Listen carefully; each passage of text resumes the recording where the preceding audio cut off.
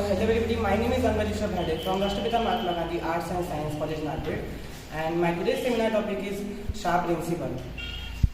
तो first of all हम देख लेते कि शार्प प्रिंसिपल है क्या। मतलब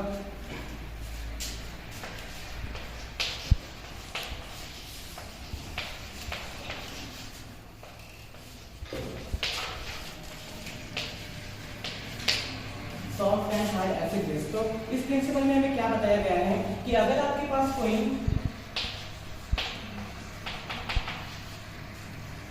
अगर कोई सॉफ्ट एसिड है और कोई सॉफ्ट बेस है और इन दोनों में अगर बॉन्डिंग फॉर्म होती है तो जो आपको कंपाउंड मिलेगा यहाँ पर वो स्टेबल कंपाउंड होगा। वैसे ही अगर आपके पास कोई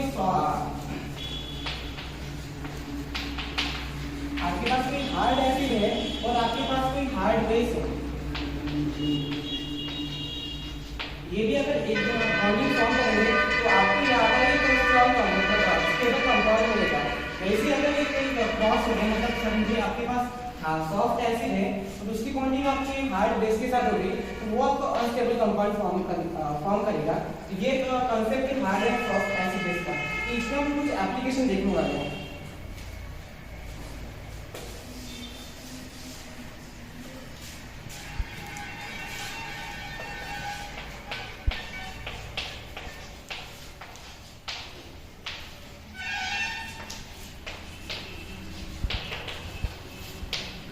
फर्स्ट ऑफ ऑल हम देख लेते हैं कि हाइड्रोजन बॉन्डिंग मतलब है क्या। जब हाइड्रोजन डायरेक्ट लिंक होता है किसी भी मोस्ट इलेक्ट्रोनेगेटिव एटम के साथ, जैसे प्रोटॉन मतलब फ्लोरीन, ऑक्सीजन या फिर नाइट्रोजन, इनके साथ अगर वो डायरेक्टली लिंक होता है तो वो जो बॉन्ड फॉर्म होता है उसी को बोलते हैं हम हाइड्रोजन बॉन्ड। अब हाइड्रोजन बॉन्ड जो शार्प प्रिंसिपल है उसने भी एक्सप्लेन किया, वो कैसे हम देख लेते हैं कि यहाँ पर शार्प प्रिंसिपल ने क्या कहा था कि जो फ्लोरीन ऑक्सीजन नाइट्रोजन है वो एक तरह के बेस हैं, वो भी कैसे बेस, हार्ड बेस। और जो यहाँ का जो है जो बिकॉज इलेक्ट्रोनेगेटिव स्पेसिस एंड इनके पास बोल के रहता है जो वो डोनेट करते हैं, और ये पॉजिटिव स्पेसिस है एक्ट एज अ एसिड, वो भी कौन से एसिड, हार्ड एसिड। तो हमें शार्प प्रिंसिपल ने क्या बताया कि अगर आपके पास कोई हार्ड एसिड है और हार्ड बेस है तो इजीली बॉन्ड फॉर्म कर सकता है और उनके बीच में जो बॉन्ड होता है वो काफी स्ट्रॉन्ग बॉन्ड होता है और जो कॉम्प्लेक्स मिलता है वो आपको स्ट्रॉन्ग कॉम्प्लेक्स मिलता है। तो ये आपको शार्प प्रिंसिपल में भी आपको देखने को मिलता है कि वो भी वहाँ पर लागू होता है कि अगर आपके पास कोई हार्ड एसिड है और हार्ड बेस के साथ कोई कॉम्प्लेक्स फॉर्म करेगा तो स्टेबल बनेगा। वैसे यहाँ पे आपको ये भी देखने को मतलब यहाँ पर भी आपको वही प्रोसेस देखने को मिलते हैं। यहाँ पर आपके पास हार्ड एसिड है और हार्ड बेस है, इन दोनों के बीच में जो कॉम्प्लेक्स बनने वाला है वो काफी स्ट्रॉन्ग बनने वाला है। नाउ द सेकंड,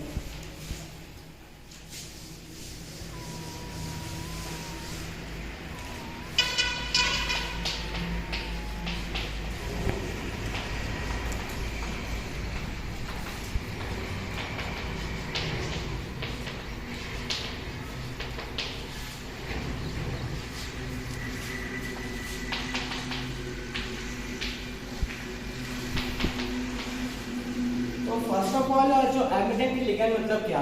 तो एम्बिडेंट लिगैंड मतलब जब हम क्लासिफिकेशन ऑफ लिगैंड पढ़ते हैं तो उसमें हमें एक जो क्लास मिलता है वहाँ पर आपको एक एम्बिडेंट लिगैंड भी होता है। मतलब क्या, उनके पास आपको दो डोनर साइट होते हैं लेकिन वो एक टाइम पर सिर्फ एक ही यूज करते हैं। अब एग्जाम्पल देख लीजिए, हमने कोई एक कॉम्प्लेक्स लिया है,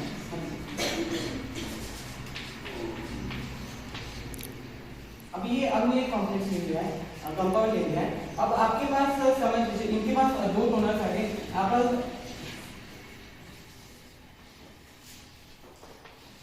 सल्फर भी एक डोनर एटम है और नाइट्रोजन भी एक डोनर एटम है। अब अगर आपके पास कोई मेटल है, आप सोचेंगे ये मेटल किस साइड से बाइंड होगा, ये आपके क्वेश्चन की बात है कि बिकॉज यहाँ पर आपको दो डोनर साइड मिल रहे हैं। तो ये भी शार्प प्रिंसिपल आपको मतलब इसमें हेल्प करता है, बिकॉज शार्प प्रिंसिपल ने भी कहा था कि जो हार्ड एसिड है वो हार्ड एसिड के हार्ड बेस के साथ ही बॉन्ड फॉर्म करेगा। तो मैं आपको यहाँ पर बता दूं कि जो सल्फर है वो एक्ट एज अ